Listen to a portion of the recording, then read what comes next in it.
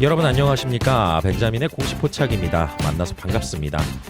루닛에서 증권신고서 정정 공시를 또다시 냈습니다. 유무상증자 공시도 정정돼서 다시 나왔고요. 이번이 벌써 두 번째 정정이거든요. 그런데 왜 정정 공시를 냈는지, 그리고 이번에 정정 공시는 좀 의미하는 바가 큽니다. 왜냐하면은 기존의 권리락이라든지 1차 발행가액 산정, 그리고 확정 발행가액 산정, 이런 일정들이 모두 다 연기가 됐습니다. 그리고 이 연기하는 바가 왜 이렇게 정정신고서를 통해서 루닛이 공시를 했는지, 이 부분에 대해서 저희가 알아볼 필요가 있고요. 그 다음에 이렇게 두 번째 정정 공시가 나왔을 때는 추가된 내용과 변경된 내용들 중에서 핵심적인 내용들이 어떤 것이 있는지 좀 찾아봐야 됩니다. 그래서 제가 그 내용들을 오늘 좀 말씀을 드려볼 겁니다. 우선은 정정신고서, 지금 여기 보시면은 기재정정이라고 나와 있죠. 이번이 벌써 두 번째입니다. 그래서 2월 27일 날 공시가 장 끝나고 올라왔는데, 여기 한번 보세요. 정정 요구, 명령 관련 여부에서 다 부, 아니다라고 나와 있죠. 그런데 저는 이걸 고지고대로 보지는 않습니다. 왜냐하면은 제가 이전에도 말씀드렸다시피 이 증권신고서는 투자자에게도 보여주는 거지만은 궁극적으로 금감원이 이 증권신고서를 받아서 유상증자를 해도 된다라는 허락을 구하는 이러한 공시 중에 하나라고 말씀을 드렸습니다. 그렇기 때문에 이 금감원과 루닛이 공식적인 공시로도 주고받을 수는 있는데, 대체적으로 무엇을 바꿔야 되는지 루닛이 알아야 또 정정을 할 거 아니겠어요? 그러다 보니까 금감원에서 너네들 이런 설명은 좀 더 필요할 것 같아, 그리고 너네들이 이런 추가 내용이 있다라고 하면 더 알려, 그러면 우리가 그 내용을 바탕으로 검토를 할게 라고 하는 거죠. 그래서 저는 이거를 구두상으로 요청한 부분이 있었을 거다라고 밖에 생각이 되지 않습니다. 다만 1차 발행가액 산정 3월 5일이 기산일이라고 했죠. 3월 5일 날 산출이 됩니다. 그런데 시간이 많이 남지가 않았습니다. 그래서 루닛이 일정을 자진해서 또 다 변경을 했기 때문에 청약일부터 해서 모든 일정이 다 바뀌었다라고 보시면 됩니다. 그것 또한 제가 1차 발행가액 산정하면서 모두 업데이트해서 좀 반영을 해놓은 상태입니다. 그렇기 때문에 이 증권신고서 또 확인할 내용들, 상당히 중요한 내용들이 좀 많이 포착이 됐거든요. 그 내용들을 좀 차근차근 살펴봐야 될 텐데, 내용이 또 적지가 않습니다. 이 루닛에 투자를 하다 보면 공부할 것도 참 많아요. 그러다 보니까 이런 내용들을 영상 한 번에 다 말씀드리기가 좀 시간 관계상 여의치가 않습니다. 그래서 오늘 중요한 내용만 몇 가지 또 뽑아가지고 좀 말씀을 드려볼 겁니다. 그러면 루닛에서 증권신고서 정정공시를 통해서 변경되고 추가된 핵심 항목이 무엇이냐, 한 5가지로 추려볼 수가 있을 것 같은데요. 우선은 첫 번째로 2025년 전체 잠정 실적 업데이트가 있습니다. 이게 업데이트돼서 저희가 실질적으로 암 진단 매출, 그 다음에 암 치료, 이 암 진단이 루닛 인사이트죠. 그리고 암 치료, 온콜로지 부분이 루닛 스코프고요. 그래서 매출은 전년 대비 루닛 인사이트에서 45% 증가, 그리고 루닛 스코프에서는 159% 증가했는데, 인건비와 주식 보상 비용의 증가로 영업손실 규모에 대해서 언급이 되어 있습니다. 그리고 이 부분 같은 경우는 제가 이전 영상에서도 좀 말씀을 드렸었죠. 영업현금흐름 관련해가지고 3분기부터 루닛 스코프에서 매출이 좀 크게 증가될 가능성이 있다. 그리고 이런 부분들을 보수적으로 시차를 반영해가지고 루닛이 언급을 했던 부분이 있다. 그래서 이게 업데이트가 첫 번째가 됐었고, 두 번째는 루닛의 자회사죠. 볼파라의 사업 현황, 그리고 볼파라의 경쟁사들에 대한 분석, 그리고 재무 정보가 별도 항목으로 매우 상세하게 추가가 됐습니다. 제가 좀 관심 있게 보는 부분이거든요. 왜냐하면은 루닛이 볼파라를 그냥 인수한 게 아니에요. 시장 침투를 원활히 하기 위해서 이 시장 점유율이 높은 볼파라를 인수함으로써 여기에 루닛 인사이트가 끼워져서 매출이 더 나갈 수가 있다라는 것이죠. 그래서 이 재무정보, 아직까지는 볼파라가 영업손실 구간이긴 한데 아주 미약해요. 그리고 매출 성장 속도가 좀 빠른 편입니다. 그래서 좀 주목해 볼 만하다. 그래서 이 부분은 나중에 또 상세하게 다뤄볼 예정이고, 그리고 이번 증자대금 중 일부가 대표 주관사 한국투자증권이죠. 한국투자증권으로 빌린 브릿지론 300억 원, 유무상증자 공시하기 전에 이 단기 차입금 증가 공시가 나왔었습니다. 그래서 유상증자하는 돈으로 저희가 갚을게요, 단기적으로 300억 빌려주세요 라고 해서 대표 주관사인 한국투자증권으로부터 빌렸다라는 거죠. 그리고 이거는 유상증자로 자본을 조달하게 되면은 바로 갚겠다라는 내용, 이 상환 관련된 부분에서 이해상충 가능성이 있는데 여기에 대해서 평가했다는 내용이 보강돼서 올라왔습니다. 그리고 네 번째가 좀 중요합니다. 회사가 보유한 제1, 2회차 CB에 대한 매도 청구권 행사. 이게 뭔가 바뀌었죠. 매도 청구권은 콜옵션입니다. 콜. 이게 무슨 의미냐면은 풋옵션 같은 경우는 채권자가 원금 돌려줘, 그리고 이자도 내놔, 만기 이전에 돌려줘 라고 하는 거고요. 콜옵션 같은 경우는 회사가 우리 이만큼 너네 발행했던 전환사채 중에 일정 부분을 우리가 다시 사갈게, 대신에 이자는 줄 거야 라고 해서 만기 이전에 회사가 요청하는 겁니다. 그래서 채권자가 요청하는 거냐 아니면 회사가 요청하는 거냐에 따라서 풋옵션이냐 아니면 콜옵션이냐, 이 차이가 있습니다. 그런데 시장에서 이거를 공시 제목만으로 봤을 때는요, 상당히 의미하는 바 그리고 시사하는 바가 좀 달라집니다. 어차피 유상증자로 조달한 자금으로 나갈 돈은 맞아요.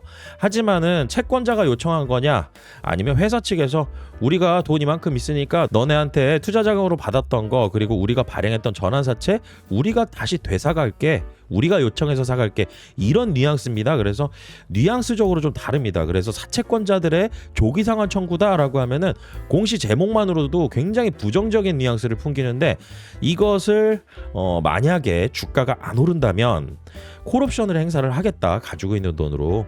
그런데 이자는 똑같이 나가더라, 이거는 기억을 하셔야 됩니다.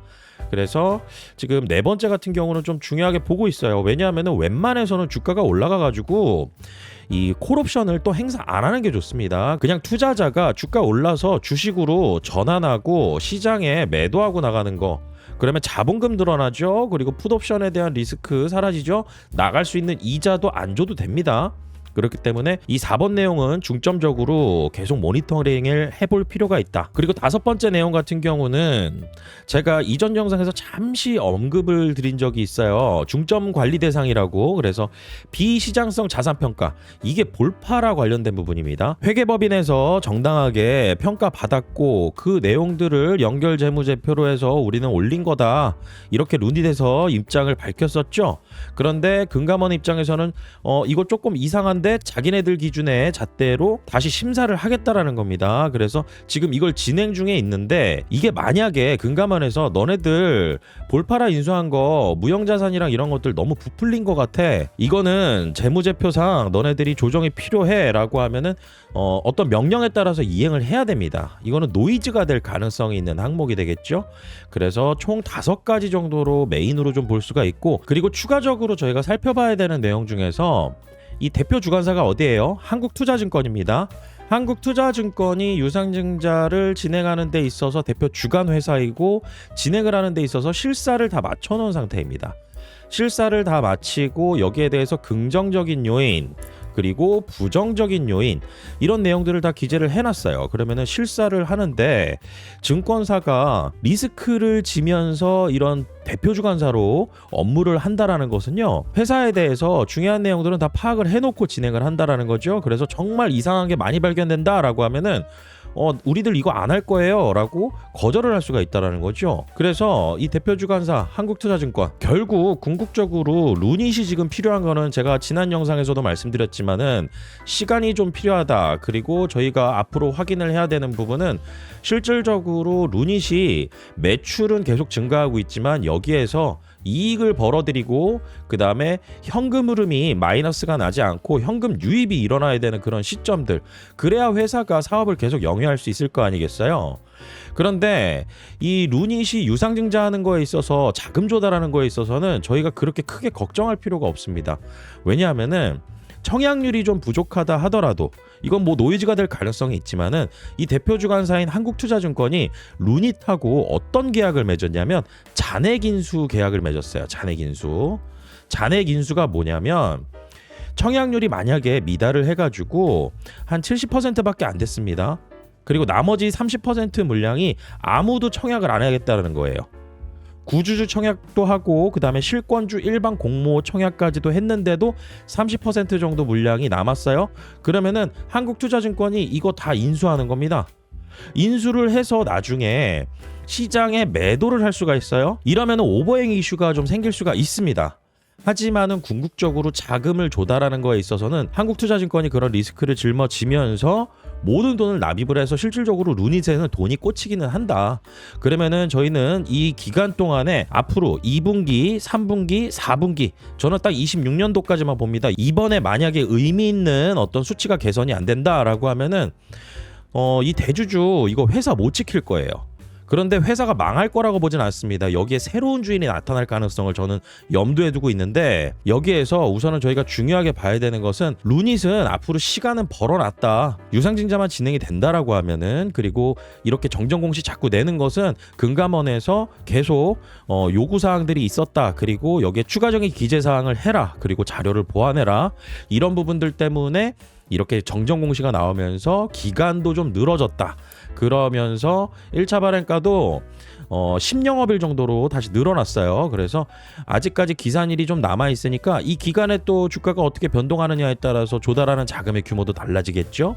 그래서 여러분들께서 지금 루닛에 투자하고 있으신 분들 대부분이 아마도 기투자자분들이라고 하신다라고 하면은 아마도 손실 구간이실 거예요. 그리고 저 벤자민 같은 경우도 구독자분들하고 투자를 하고 있는데 저희도 마찬가지로 손실 구간은 맞습니다. 하지만은 이 손실 구간을 견디면서 앞으로 어떻게 수익 구간으로 바꿀 수 있는지 이 부분에 있어서는 이번에 증권신고서 올라오는 내용들을 좀 파악을 해놓고 여기에서 투자 포인트 찾아서 저희가 언제 엑시스를 하고 나갈지 이 부분에 대한 준비가 필요한 단계라고 여러분들께서 생각하셔야 돼요. 그리고 1차 발행가부터 권리락일, 그리고 앞으로 유상증자 주요 주가 변동 일정, 여기에 어떻게 대응을 해야 되는지 이 부분에 있어서는 영상에서보다 제가 구독자분들에게 조금 더 디테일하고 핵심적인 내용들, 그리고 실행에 옮길 때 어떤 부분들로 말씀을 드리는지 이 부분을 같이 참고해서 여러분들께서 저 벤자민과 그리고 구독자분들과 함께 투자할 수 있는 방법이 있습니다. 우선은 첫 번째로 여러분들께서 네이버에 벤자민의 공시 포착이라고 검색을 한번 해보세요. 그러면 네이버 프리미엄 컨텐츠라고 해서 이렇게 올라오는 카테고리가 보일 겁니다. 그리고 이 네이버 프리미엄 컨텐츠는 네이버에서 운영하고 있는 플랫폼 중에 하나예요. 제가 여기에 글을 올리게 됩니다. 그러면 이렇게 클릭을 해보시게 되면은 우선은 제일 먼저 투자 종목에 대한 모니터링을 제가 계속 해드리고요. 그 다음에 실질적으로 매수와 매도에 대한 의견을 알려드립니다. 그리고 이 공지사항을 보시면은 저 벤자민의 소개, 그리고 저와 함께 운영하고 있는 루카스의 소개, 저희 둘 다 모두 제도권 금융기관에서 실질적으로 증권사 자문사 경력을 가지고 있습니다. 저 같은 경우는 2011년도부터 2024년까지 제도권 금융기관의 경력을 가지고 있고요. 루카스 같은 경우는 코스닥 상장사 IR 담당자를 실무 경험으로 가지고 있습니다.